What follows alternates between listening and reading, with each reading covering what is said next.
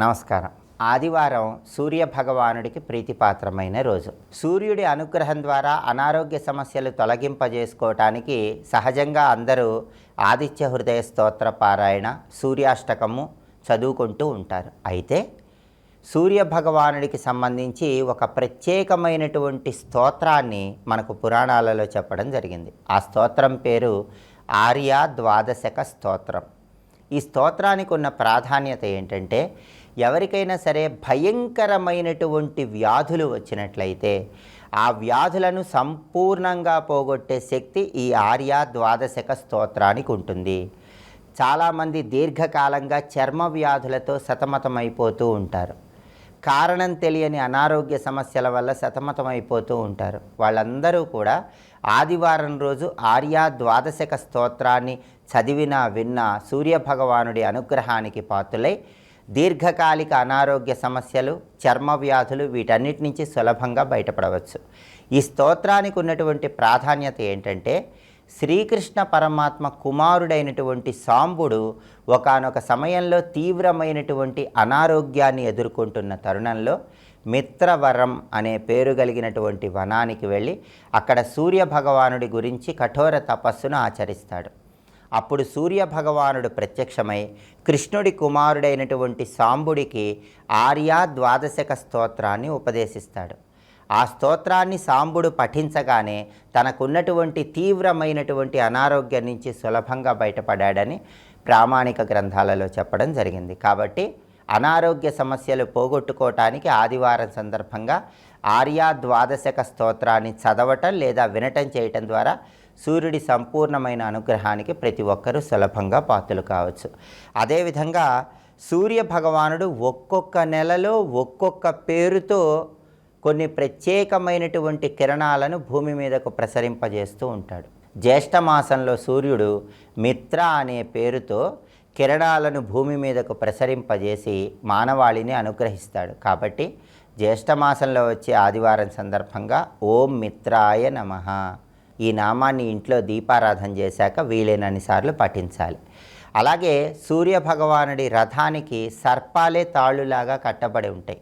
జ్యేష్ఠమాసంలో సూర్యుడి రథానికి తక్షకుడు అనేటటువంటి సర్పం కట్టబడి ఉంటుంది. కాబట్టి ఓం తక్షక నాగాయ నమః అనే మంత్రాన్ని కూడా దీపారాధన చేశాక వీలైనన్ని సార్లు పఠించాలి. ఇలా చేస్తే సూర్యభగవానుడి సంపూర్ణమైన అనుగ్రహానికి సులభంగా పాత్రలు కావచ్చు. దీనితో పాటుగా గృహంలో కొన్ని ప్రత్యేకమైనటువంటి వస్తువులను ఏర్పాటు చేసుకోవటం ద్వారా, ప్రత్యేకమైన నియమాలు పాటించడం ద్వారా సకల శుభాలను సిద్ధింపజేసుకోవచ్చు.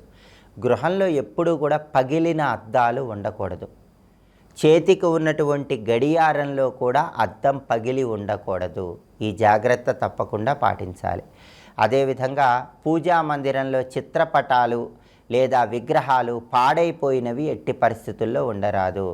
వెండి కానీ, రాగి కానీ, ఇత్తడి కానీ, ఏ లోహమైనా సరే, పంచలోహాలు కానీ, లోహాలతో చేసిన విగ్రహాలు కొద్దిగా విరిగిన లేదా దేవుడి ఫోటోలు కొద్దిగా పాడైపోయిన వాటిని ఎట్టి పరిస్థితుల్లో పూజా మందిరంలో ఉంచకూడదు.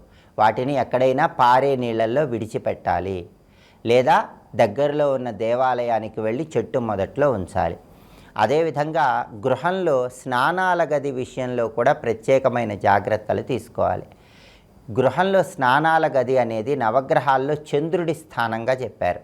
స్నానాల గది శుభ్రంగా ఉంటేనే గృహంలో అందరికీ కూడా ఆరోగ్యము, ఐశ్వర్యము సిద్ధిస్తాయి.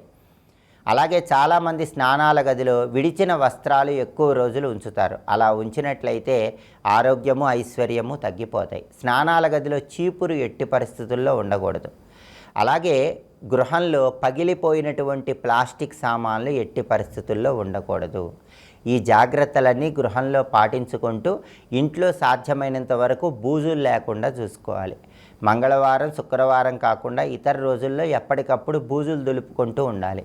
అప్పుడే గృహంలో ఒక సకారాత్మక శక్తి పెరుగుతుంది, నకారాత్మక శక్తి అనేది తగ్గిపోతుంది.